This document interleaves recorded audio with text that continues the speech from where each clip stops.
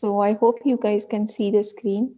So topic, as I told earlier also, topic is median of group data. Topic is, sorry for that, median of group data.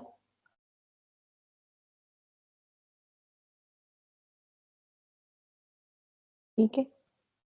So if it is ungroup data, so फिर हम median कैसे निकालते थे? अगर कहीं पे आपको let's say MCQs में वो आ जाए मीडियन ऑफ अनग्रुप डाटा कहीं से पूछ लें तो आप कैसे निकालते हैं median of ungroup data? Median is the middle value, so middle value of ordered data. ठीक है, so अगर अनग्रुप डाटा आपको गिवन है तो सबसे पहले आपने उसको ऑर्डर में करना है, किसी भी ऑर्डर में, असेंडिंग या डिसेंडिंग ऑर्डर में, और जो मिडल वैल्यू होती है आपकी डाटा की, that is called the median. If you have odd number of values तो डेफिनेटली जो मिडल वैल्यू है वो आपकी मीडियन बन जाएगी, लेकिन if you are having even number of values तो फिर जो मिड की दो वैल्यूज आपके पास आती हैं आपने उसका एवरेज निकालना होता है। ठीक है, so now we are going to learn about median of group data. Question number 7 का data I'm going to write down. So we are having two columns here. First is radius, right? और आप भी अपनी notebook पे अगर ये बना रहे हैं तो इसको वर्टिकली बना लें ताकि हम इसमें कोई कॉलम ऐड करना चाहें तो वो कर सकें। Number of circles, number of circles, this is frequency. ठीक है, how many circles were made for this radius? So it's 1.8. so now I have understood because ये data आपके पास क्लास इंटरवल्स वाला नहीं है ना, इसलिए ये क्वेश्चन आसान है। 1.4, 1.2, 1 and then it is 0.8, 0.6, 0.4. so एक can anyone answer my two questions? सबसे पहले तो मुझे ये बताएं, is it group data? Anyone? Yeah. Is it group data? Yes, ma'am. So how do we know, Ayan, कि this is group data? कैसे पता चल रहा है? Because they have given us that how many circles are made of how much radius. That's right, because the frequency is there. जिस question में frequency आ गई ना, ये F नजर आ रहा है आपको, जहां पे भी फ्रीक्वेंसी आ गई it means it's a group data. Frequency का मतलब यही है कि रेपिटेशन हो रही है। 6 circles were made with the radius 1.8, इसका मतलब है कि ग्रुप डाटा। अगर ग्रुप डाटा ना होता तो 1.8 को 6 टाइम्स लिखा जाता अनग्रुप डाटा में। Now we have made groups, तो इसका मतलब है ये ग्रुप डाटा है। अब मुझे बताएं कि ग्रुप डाटा की हमने दो टाइप्स पढ़ी थी, एक डिस्क्रीट ग्रुप डाटा होता है और एक हमारे पास क्लास इंटरवल्स वाला ग्रुप डाटा होता है। Which group data is this one? Discrete. This is discrete group data. ठीक है, डिस्क्रीट ग्रुप डाटा कौन सा होता है? जिसमें हमारे पास सिंगल वैल्यू होती है। और क्लास इंटरवल कौन सा होता है? अगर यहाँ पर होता 0.1 से 0.2, 0 पॉइंट रेंजेस होती हैं। ठीक है, सो क्लास इंटरवल्स होते हैं, तो वो हमारे पास क्या कहलाता है? Class interval. अब ये डिस्क्रीट ग्रुप डाटा है, तो इसका मीडियन निकालना इज इजियर। ये तो सिंपल सा है बिकॉज इसमें कोई वैल्यूज नहीं है ज्यादा। ठीक है, तो इसका ग्रुप डाटा निकालने के लिए हम क्या करेंगे, हम इसमें एक कॉलम खुद से ऐड करेंगे। और वो कौन सा कॉलम होगा? हमने ये पता करना है कि टोटल कितना हमारे पास फ्रीक्वेंसीज हैं, टोटल कितनी वैल्यूज हैं। बिकॉज हमने इसका फॉर्मूला जो है हमारे पास डिस्क्रीट का, वो हमारे पास क्या होता है, एक minute, let me right it down. इसका फॉर्मूला बहुत सिंपल है, मुझे मिडिल वैल्यू चाहिए। पहले से ऑर्गेनाइज डाटा है, जो ग्रुप डाटा होता है ना वो ऑटोमेटिकली ऑर्गेनाइज होता है। कैसे ऑर्गेनाइज है? बिकॉज सबसे छोटी वैल्यू, सबसे बड़ी वैल्यू सबसे पहले लिखी हुई है 1.8, कैन यू सी? और सबसे छोटी value is at the end 0.2। सो अगर आप गौर करें तो ये ऑर्डर्ड ही डाटा है ना, ये डिसेंडिंग ऑर्डर में पहले से ही ऑर्गेनाइज्ड है। ठीक है, सो इसलिए ग्रुप डाटा को हमें खुद से ऑर्गेनाइज करने की जरूरत नहीं होती बिकॉज वो ऑलरेडी ऑर्गेनाइज्ड होता है। अब हमने इस डाटा का मिड निकालना है, ये जो 1.8 से 0.2 है, इसका मिड निकालना है। अगर ये नॉर्मल डाटा होता है ना अनग्रुप, तो हम सिंपल इन सबको ऐड करके डिवाइड कर देते नंबर से, तो मिड वैल्यू, या हम यू काउंट करते कि टोटल ये 4, 4, 8, 9 वैल्यू है, तो definitely the fifth value is the median. लेकिन problem is this frequency, frequency की वजह से this is not the median, one is not the median of this data, because हो सकता है वन ही मीडियन हो, लेकिन हमने कैलकुलेट करना है because of this frequency, so we need another column. ठीक है, हमने इसमें अनदर कॉलम बनाना है जिसमें हम फ्रीक्वेंसी को इस सेंटीमीटर से या इस एक्स से मल्टीप्लाई करेंगे। ठीक है, जिसमें हम फ्रीक्वेंसीज को सी को एफ से मल्टीप्लाई करेंगे। सो हम उससे पहले डिफाइन करेंगे कि व्हाट इज सी।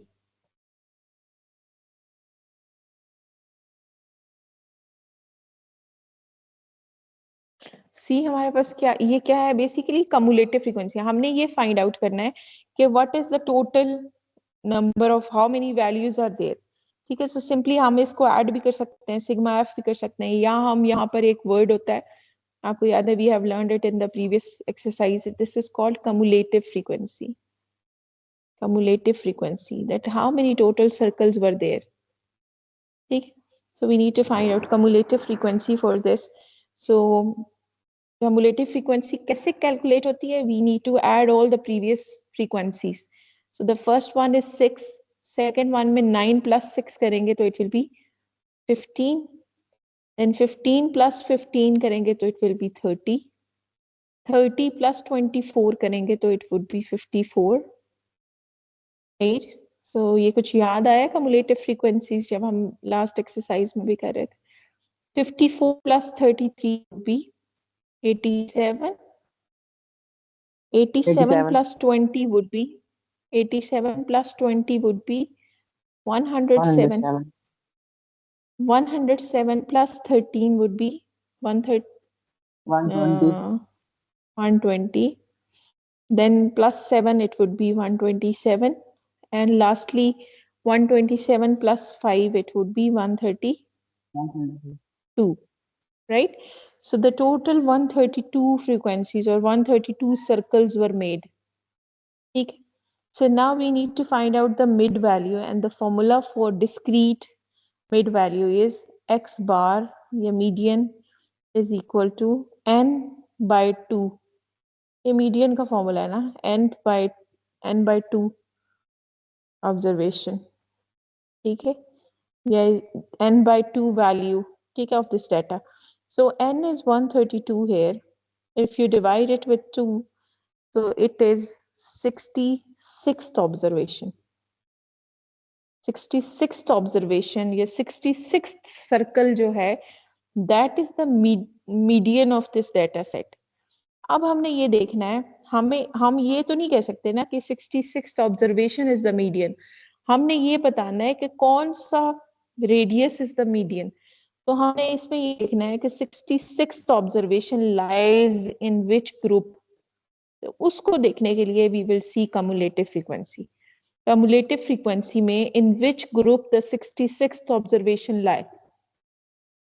देखिए यहाँ पे 1.2 और 30 observation हुई, 1.2 तो 54 पे खत्म हो गया ना, 1.2 तो 54 सर्कल्स पे खत्म। सो ये आपके पास क्या है, 1. ये कौन सा ग्रुप है आपके पास, ये आपके पास कहलाएगा median group. Are you getting this point? हम जो क्लास इंटरवल्स से मीडियन निकालते हैं उसमें भी हम मीडियन ग्रुप डिफाइन करेंगे, और उसके फॉर्मूला में मीडियन ग्रुप की वैल्यूज डलती हैं, लेकिन उसका टेबल डिफरेंट तरह से बनता है। ठीक है, because this is discrete data, तो इसमें हमें कोई एक्स्ट्रा वैल्यू कैलकुलेट करने की जरूरत नहीं है। 66th observation is the median observation, and that observation lies in this group. Which group? So x bar will be 1.0. ये आपका आंसर है। मीडियन वैल्यू क्या है आपके पास? 1.0। ठीक है, जब हम, अब आपने ये समझना है कि ये डिस्क्रीट डाटा था, तो that's why we get the answer.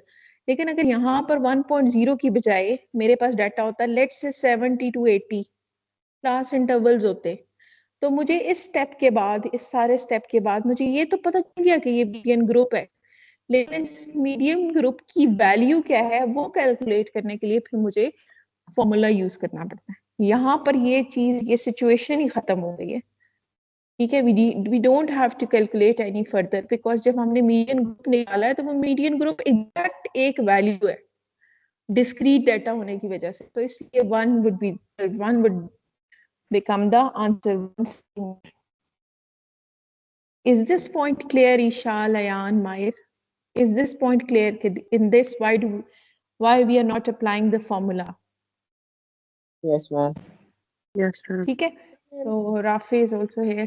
ठीक है, so ये discrete data है. So discrete data में you will just calculate the median group, और उस median group का जो भी x होगा, that x will become the answer.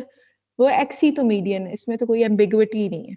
ठीक है, बट अगर यहाँ पर क्लास इंटरवल्स आ जाएंगे, इस वन की जगह पर रेंज आ जाएगी, तो फिर हमें उस रेंज के अंदर से कैलकुलेट करना पड़ेगा कि मीडियन वैल्यू क्या है.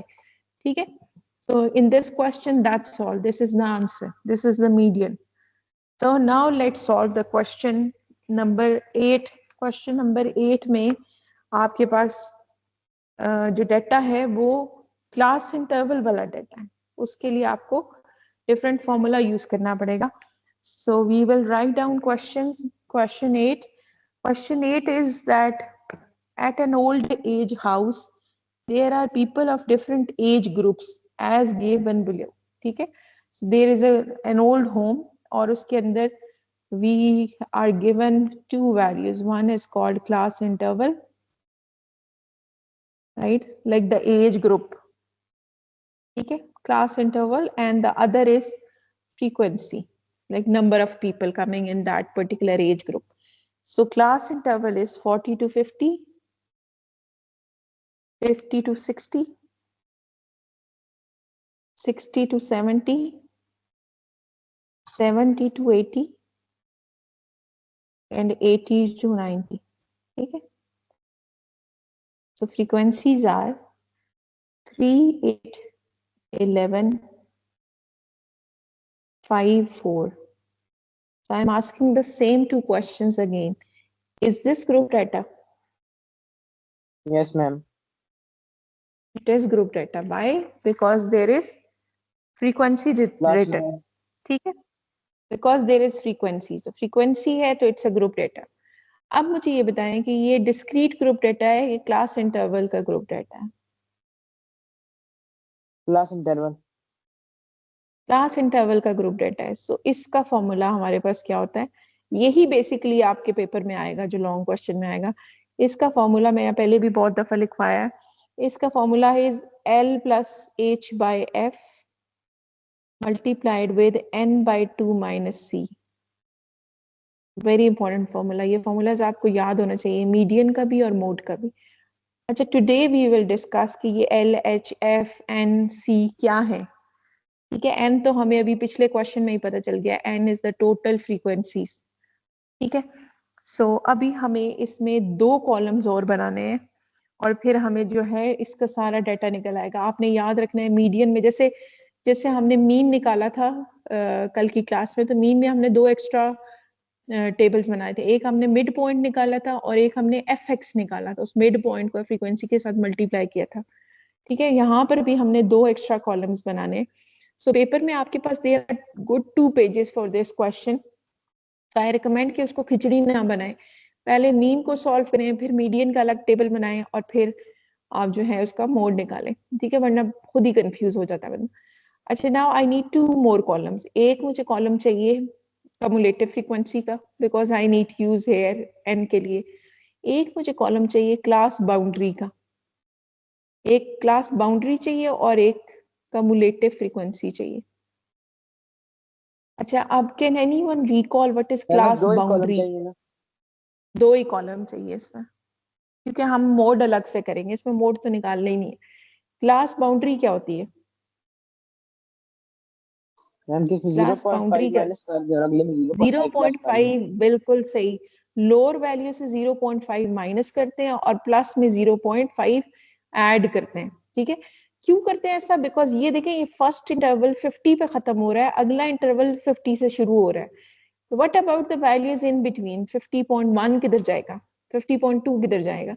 सो उस चीज को कवर करने के लिए हम इस वाली क्लास को थोड़ा सा एक्सटेंड करते हैं और लोअर बाउंड्री को थोड़ा सा पीछे लेके जाते हैं, ठीक है, ताकि हमारे पास ओवरलैप होना शुरू हो जाए, ठीक है, मिडिल वैल्यूज भी अंदर आ जाए, क्योंकि इनके हिस्टोग्राम्स बनते हैं ना, ये कॉन्टिन्यूस डेटा।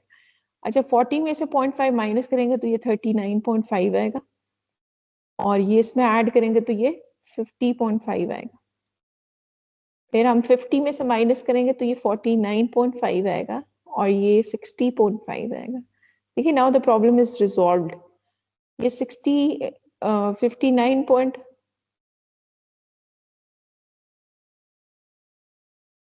सॉरी मैंने क्या किया, दोनों में से गलत कर दिया। 39.5 50 से 49.5 हो गया, उल्टा नहीं कर दिया? उल्टा कर दिया ना?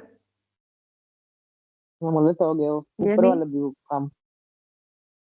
नहीं, मेरा ख्याल है मैंने उल्टा कर दिया, इसमें से माइनस माइनस किया है, सही किया, और उसमें ऐड कर दिया, ठीक है ना?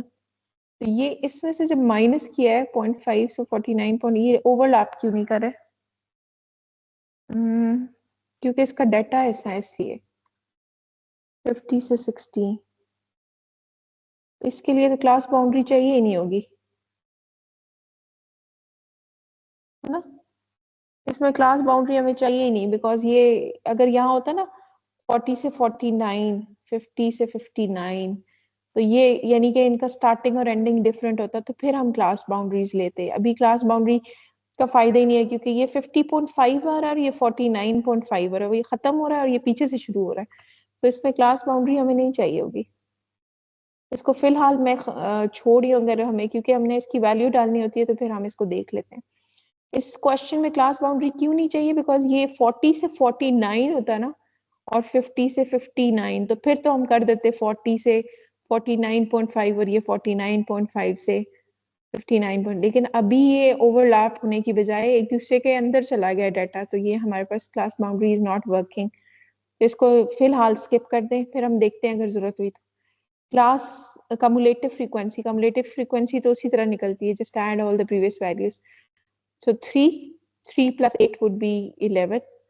11 plus 11 would be 22, then 27, and then 31. ठीक है, टोटल 31 वैल्यूज, ठीक है। अच्छा, अब हम डिस्कस करते हैं कि ये सब क्या है। अब सबसे पहले इसमें ना हम ये कैलकुलेट करेंगे, इसको हम एक साइड पे कर लेते हैं। सबसे पहले हमने मीडियन क्लास निकालनी है, यहीं पे कर लेते हैं, फिर मैं वैल्यूज सेपरेटली डाल लेती हूँ। I am changing the colour also, ताकि हमें कुछ चीजें नजर आना शुरू हो जाए। अच्छा, आप सबसे पहले हमने क्या निकालनी है? मीडियन क्लास, जैसे हमने पिछले क्वेश्चन में निकाली है। तो what is median class? X bar median class निकलेगी तो फिर ये सारी वैल्यूज निकलेंगी, n/2 होता है, ये आपके पास मीडियन क्लास निकलती है। इससे remember in the previous question we also did the same, 132 को 2 से डिवाइड किया, तो 66th ऑब्जर्वेशन मीडियन क्लास में जानी चाहिए। So n/2 करेंगे, so n/2 is 31/2. What is 31/2? 15.5? Yes. 15.5. So 15.5th observation is the median observation. अब हमने ये देखना है 15.5 is coming in which class interval. देखिए, ये 3 पे खत्म हुआ, ये 11 पे, ये 22 पे खत्म हो रहा है। इसका मतलब है कि this class is the median class. That's why I have changed the color, ताकि आपको ये नजर आए। This is the median class. ठीक है, अब मीडियन क्लास मेरे पास आ गई है। अब मैंने इन सबको डिफाइन करना है कि what is L, what is H, ठीक है। अच्छा, अब इसमें जो आपके पास एल होता है ना, एक मिनट, अच्छा, इसमें जो एल होता है ना, I am writing the exact values, फिर हम इसको इस क्वेश्चन के अकॉर्डिंग चेंज कर देंगे। L is lower class boundary of median class. L median class की क्या है? Lower class boundary. इसमें क्लास बाउंड्री बनी ही नहीं, तो इसमें डायरेक्ट ये वैल्यू हमारे पास क्या आ जाएगी? 60 आ जाएगी, ठीक है। अगर हमने क्लास बाउंड्री निकालनी होती तो वो जो भी वैल्यू आती है ना 59.5 या जो भी value, that will become the lower class boundary.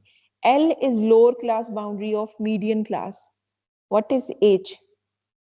H is size of, वैसे हम लिखते हैं साइज ऑफ क्लास बाउंड्री, लेकिन यहाँ पर क्लास बाउंड्री नहीं है तो साइज ऑफ क्लास इंटरवल हम कह देंगे. ठीक है. उस क्लास का मीडियन जो क्लास है उसका साइज कितना है, इसमें how much is the size of this class, it's 10 ना. ठीक है. इसकी वैल्यूज सबकी अभी हम पुट करते हैं, फाइंड करते हैं. फ्रीक्वेंसी एफ जो यहाँ पर यूज हुआ है, frequency is frequency of that group. Frequency which group? Frequency of median group या मीडियन क्लास. ठीक है. कम्युलेटिव फ्रीक्वेंसी की बात नहीं हो रही, ये जो फ्रीक्वेंसी है इसकी बात हो रही है. ठीक है. एन क्या है आपके पास? टोटल ऑब्जर्वेशन, आपको पता है एन इज सिग्मा एफ. ठीक है. और लास्टली जो आपके पास ये सी है, अब ये एक इंपॉर्टेंट बात है इन दिस फॉर्मूला, ये सारे जो वेरिएबल्स हैं ये सारे आपके मीडियन क्लास के वेरिएबल्स हैं एक्सेप्ट फॉर दिस सी. ये जो C है ना, ये कम्युलेटिव फ्रीक्वेंसी है, cumulative frequency of preceding class. Preceding का क्या मतलब है? इससे पीछे वाली क्लास की. ठीक है. In this formula all the other variables are variables of this median class. ये जिसको हमने सर्कल किया, या अपने पेपर में भी इसको हाईलाइट कर देना ये, ताकि आपको याद रहे कि आपने इसी की सारी वैल्यूज लेनी है except for this C. What is this C? This C is the cumulative frequency of the previous class. So now let's find out what these values are and then we will just put them in the formulas. What is L? Lower class boundary of median. So L क्या है यहाँ पर? Class boundary तो है ही नहीं, तो इसकी lower class lower class. What is L?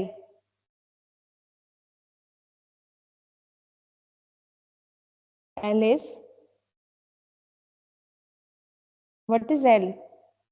L is 60. ये चीज समझ आ रही है किसी को? 60. L यूजुअली क्या होता है? लोअर क्लास बाउंड्री, लेकिन यहाँ पर क्लास बाउंड्री हमें नहीं बनाई. क्यों नहीं बनाई? बिकॉज यहाँ पर पहले से ही सेम नंबर इज देयर ना, this number is same as this one. ठीक है. तो हमें क्लास बाउंड्री बनाने की जरूरत ही नहीं पड़ी, इस कॉलम को हमने नहीं बनाया.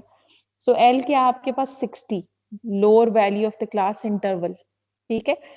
So now the size of class interval, इसी पर्टिकुलर ये जो ब्लैक बॉक्स है ना, इसी के अंदर का इसका क्या साइज है? What is H? What is the class size? 60 to 70 है ना, तो the class size is 10. ठीक है. Now the frequency of median class. What is the frequency of median class? ये frequency है ना median class. It's 11. ठीक है. So now what is N? N हमने यहाँ पर पहले भी यूज किया था, ये N. N is the total number of frequencies. So N is 31. 13.5. ठीक है. सॉरी नहीं, N. N. N क्या है? Total frequencies. ठीक है. ठीक है. Now C is cumulative frequency of the previous preceding class. So अगर आप preceding की देखें तो this is the preceding class और उसकी cumulative frequency is same. So C is also 11. So any question till this point? No ma'am. Very important question. ठीक है. So now we will just find out we will replace the values and we will say median is equal to, formula ऊपर लिखा है उसमें बस values डाल दें. So median is equal to L तो हमने 60 निकाला, 60 plus H is 10, frequency is 11 multiplied with 31 by 2. ये एक्चुअली ये आपने पहले से कैलकुलेट किया, 15.5 माइनस 11. ठीक है. अब अगर आप इसको सॉल्व करें तो स्टेप बाय स्टेप सॉल्व करें. 60 plus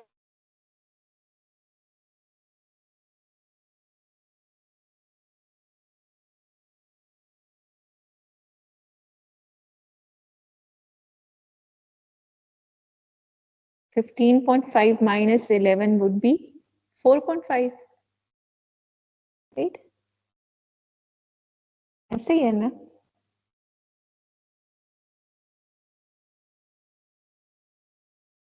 Nine class, it is like this ना? Yes, ma'am. 15.5 minus 11, 4.5.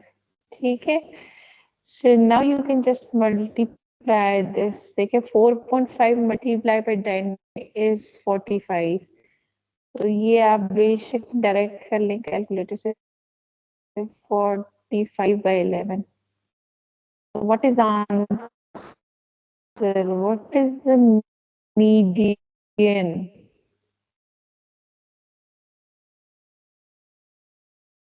What is 60 plus 45 by 11?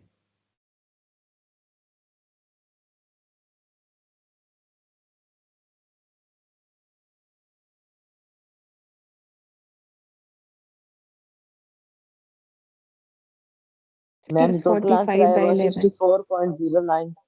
What will be the answer? 64.0909. 54? It's 64. 64. 64.09. ठीक है, सो अब देखें